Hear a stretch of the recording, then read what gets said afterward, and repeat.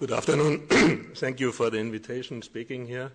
I'm coming to a small project, coming from the regional level, going down to the local level and using ESRI technology. My background is landscape architect, and also I'm a GIS expert, and I try to take the tools and do project work with them. We have new laws in Germany. Sorry, I need some water. For renewable energy plants for renewable energy in Germany, and a special law, Energy Supply Act, which subsidizes the feeding of energy of renewable plants of wind or solar energy, and this is money for the people.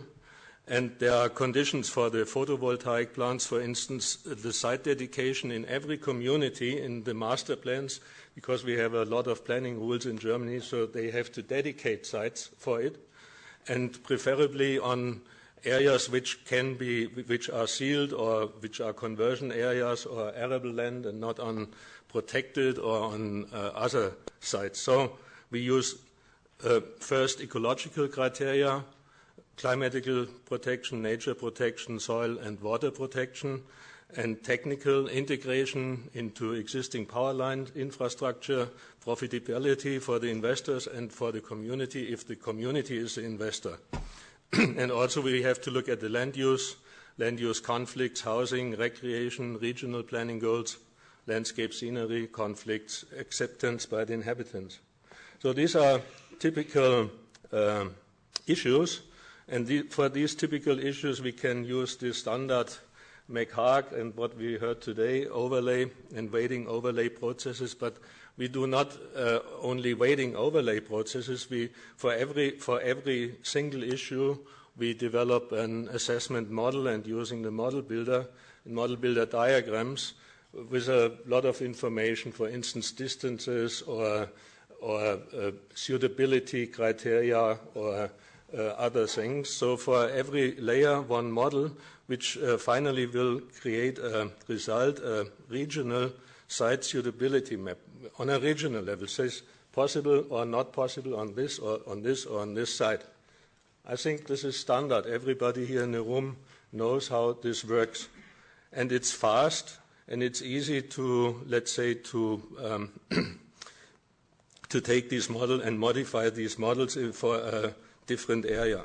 The next step is to give this information to the community, let's say on a scale 1 to 10,000, 1 to 5,000, and to look and to discuss with the people what does this regional site selection mean for our community. So this is not an automated process. It's a transfer from the region to the local community, and to set up with the people the criteria for local recreation, for local conflicts, for local things. These are things you cannot automate. It's a process where you have to go in a discussion with the people, with the city government, and also with the inhabitants of the city. So this is let's say, a guided process done by the planner, going into the details, and then make different alternatives. And you can sketch these alternatives using ArcSketch or these tools to show this is possible, we can have a development here and there, and we discuss it, and we save these alternatives in our database, so that you can overlay it to the existing landscape plan or to the existing master plan and discuss the consequences if this is realized in the community. And finally, you can visualize with ArcScene or these tools to show it, to discuss the results in the visualization, because people understand it better if they see what is going on in their neighborhood or in their community. So we see advantages. Community contribution to climate protection is a big goal in Germany. Then also the contribution for own power supply, soil regeneration under intensive arable land, so the soil can regenerate. These plants are standing maybe 15 or maximum 20 years. Then it can go back to arable land use, and we have new income possibilities for the communities. On the other hand, we have a lot of land use conflicts. We have to solve these conflicts, to discuss it. We have landscape scenery conflicts, etc. And we see that geodesign is a new way for the decision support. It's a new technology because we can add several tools in several planning levels, and we can take these tools for visualization, for public participation. And our experience is that this is very successful, especially the last part, to visualize the results of this process. Thank you.